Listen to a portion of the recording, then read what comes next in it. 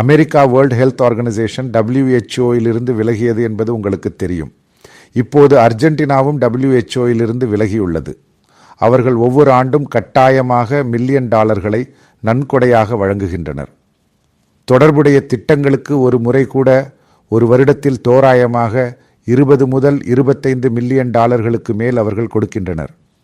America WHOயிலிருந்து விலகிய பிறகு 10க்கும் மேற்பட்ட நாடுகள் பிப்ரவரி மற்றும் மார்ச் மாதங்களில் WHOயிலிருந்து விலகப் போகின்றன.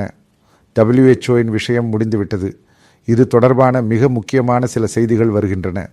அமெரிக்கா முன்னெடுத்து மற்றொரு குளோபல் ஹெல்த் ஆர்கனைசேஷன் உருவாக்கும் என்ற செய்திகள் இப்போது வருகின்றன. அமெரிக்காவுக்கே அதன் முழுமையான ஆதிக்கம் இருக்கும். அமெரிக்காவுடன் பல நாடுகளும் இணைந்திருக்கும். அதன் தலைமையகமாக தேர்ட் வேர்ல்ட் கண்ட்ரியை தேர்ந்தெடுக்க திட்டமிடப்பட்டுள்ளது. அதற்கு அதிக வாய்ப்பு சவுதி அரேபியாவுக்கு உள்ளது அல்லது UAE. சவுதி அரேபியாவின் புதிய நகரமான நியோம் சிட்டியில் இதன் தலைமையகம் அமையும் என்றும் கூறப்படுகிறது. ட்ரம்ப் மிகவும் புத்திசாலித்தனமாக விளையாடியுள்ளார். ஏனென்றால் இது போன்ற ஒரு விஷயம் நடந்தால் சவுதியை ஆதரிக்கும் இஸ்லாமிய நாடுகள் அனைத்தும் ட்ரம்புடன் செல்லும். சிறிய சிறிய நாடுகள் ட்ரம்புடன் செல்லும். பின்னர் ஐரோப்பிய நாடுகள் பொருத்தமற்றதாகிவிடும். இது ஒரு மாஸ்டர் ஸ்ட்ரோக். அதனுடன் WHO முழுமையாக மறைந்துவிடும்.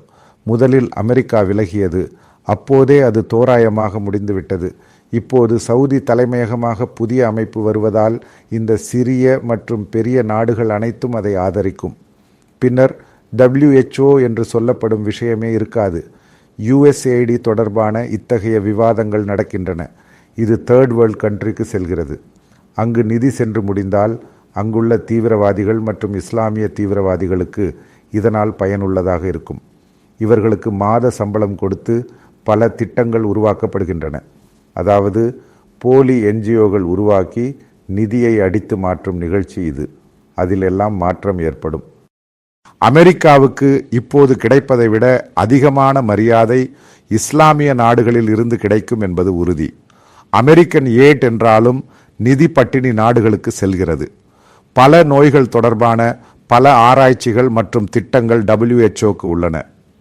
இந்த WHO ஒரு பயங்கரமான நிகழ்வாக இருந்தது என்று முன்பு அனைவரும் நினைத்திருந்தனர். இந்த தொற்று நோய் காலத்தில்தான் இவர்கள் யார் என்பது தெளிவாகியது. சீனா சொல்வது போல் அங்கு செல்கிறது. சீனா சொல்கிறது சீனா அவர்களுக்கு உதவும் என்று. மிகப்பெரிய தொகை, தோராயமாக 500 பில்லியன் அருகில் சீனாவுக்கு எப்படி உதவ முடியும்? ஏனென்றால் அமெரிக்க அரசாங்கம் மட்டுமல்ல, அமெரிக்காவில் உள்ள கார்ப்பரேஷன்கள் உட்பட தோராயமாக 500 பில்லியன் அருகில் WHO கொடுக்கின்றன.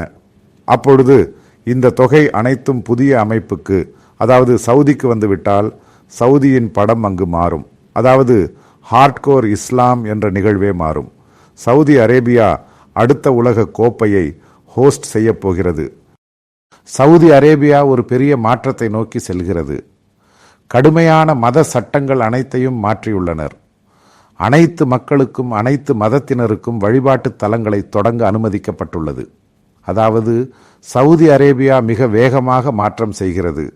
அதற்குள் அமெரிக்கா தலைமை தாங்கும் புதிய உலகளாவிய சுகாதார அமைப்பு வந்துவிட்டால் அதனுடன் ஒரு உலகளாவிய ஏற்றுக்கொள்ளலை பெறும். முதலில் அங்கு ஒரு ராஜா ஆட்சி உள்ளது. ஆனால் தற்போதைய அந்த ஆட்சியாளருக்கு, அதாவது முகம்மது பின் சல்மானுக்கு கிடைக்கும் மிகப்பெரிய அங்கீகாரமாக அது இருக்கும். எண்ணெய் மட்டுமல்ல, எங்களுக்கு மற்ற துறைகளும் உள்ளன.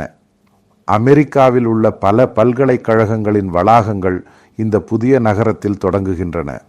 அது முழுமையாக இந்த புனித நிலத்திலிருந்து விலகி ஒரு ஐரோப்பிய அமெரிக்க நகரம் போல மாற்றப்படுகிறது. அமெரிக்கா முன்முயற்சி எடுத்து அந்த நகரத்தை பெரிதாக்கி இது போன்ற அமைப்புகளின் தலைமையகத்தை அங்கு கொண்டு வரும்போது சவுதியின் அந்த பிரதிபிம்பம் முழுவதுமாக மாறும். சவுதி ஆட்சியாளருக்கும் ட்ரம்பிற்கும் இடையே உள்ள உறவு உங்களுக்கு தெரியுமல்லவா? இவர்களுக்கிடையே மிக நெருக்கமான உறவு உள்ளது. சவுதி அரேபியா 600 பில்லியன் அமெரிக்காவில் முதலீடு செய்யும்.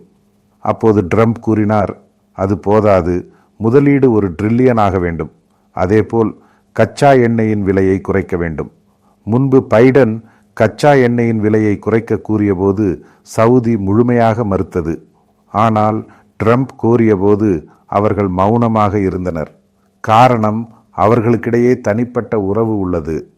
அன்று கத்தார் மற்றும் அங்குள்ள அல் ஜசீராவின் பிரச்சனை இருந்த நேரத்தில் அவரை மிக அதிகமாக ஆதரித்தது ட்ரம்ப் தான். கத்தாருக்கு எச்சரிக்கை கொடுக்க தயாராக இருந்தார். அரேபிய நாட்டில் மிக அதிக செல்வாக்கு உள்ள நாடுகளில் முதலிடத்தில் சவுதி அரேபியா உள்ளது. மற்றொன்று UAE ஆகும். இந்த 2 நாடுகளின் ஆட்சியாளர்களுடன் ட்ரம்பிற்கு மிக நெருக்கமான உறவு உள்ளது. பின்னர் ட்ரம்பின் முன்னால் மற்றொரு நிகழ்வு உள்ளது, ஏப்ரஹாம் அக்கார்ட்ஸ். அதை முழுமையாக செயல்படுத்த வேண்டும். அதாவது சவுதி விலகி நிற்காமல் சவுதியை கொண்டு இதை செய்ய வேண்டும். இதன் ஒரு பகுதியாகத்தான் இந்த புதிய அமைப்பின் தலைமையகத்தை சவுதியில் கொண்டு வருகிறார்கள்.